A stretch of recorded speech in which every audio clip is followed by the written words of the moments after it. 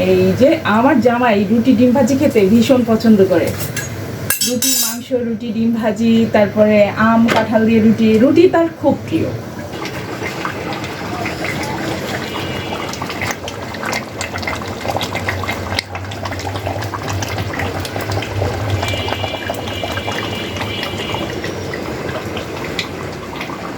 রুটি সব বানিয়ে নিয়েছি, আর এই যে বিসমিল্লাহ বলে সেঁকা শুরু করলাম।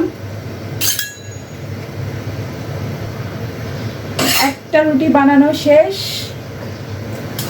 এখন আরেকটা রুটি চুলায় দিয়ে দিচ্ছি তাওয়াতে, আর এর সাথে ডিম ভাজিটাও বসিয়ে দিই। এই যে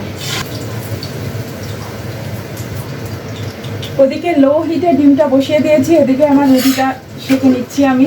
ডিমটা সবসময় একটু লো হিটে ভাজলে, আস্তে আস্তে একটু বেশি সময় নিয়ে ভাজলে ডিমটা ভাজি খুব মজা হয়, আর হচ্ছে খেতে ভালো লাগে। এই যে ডিমটা ভাজি হচ্ছে।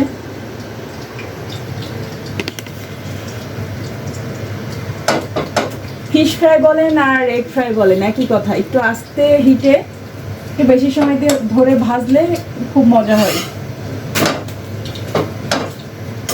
যাই হোক, আমার আরও একটা রুটি সেঁকা কমপ্লিট হয়ে গেল। রুটিগুলো ফুলে ফুলে একদম ফুলকো ফুলকো গরম গরম রুটি ভালো লাগে খেতে। আমার হাজব্যান্ড তো খুব পছন্দ করে রুটি খেতে, ডিম ভাজি রুটি, মাংস রুটি খুব পছন্দ করে। আমাদের সবারই উচিত হাজব্যান্ডের প্রিয় খাবারগুলো রান্না করে হাজব্যান্ডকে খাওয়ানো, হাজব্যান্ড খুশি হয়।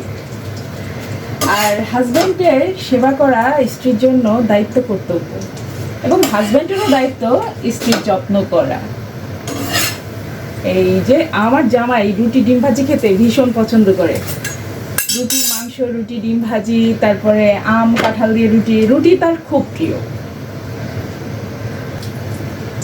এখন আমি ডিমটা উল্টে দিই, ছোট খুন্তি দিয়ে না, বড় খুন্তা দিয়ে ডিমটা উল্টে দিচ্ছে। এই যে এক পাশ হয়ে গিয়েছে, আর এক পাশ উল্টে দিলাম।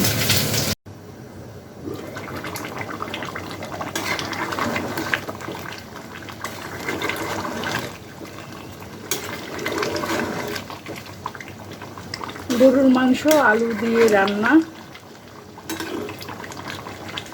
আর আছে পোলাও।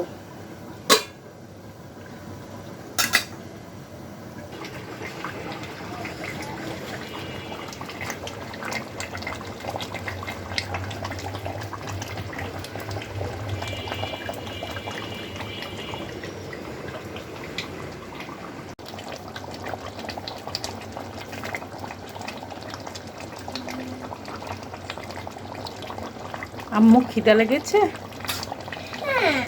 হ্যাঁ, তোমার জন্য কি রান্না করেছি বলো তো?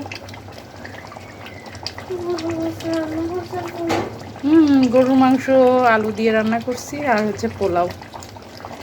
এই দেখো পোলাও।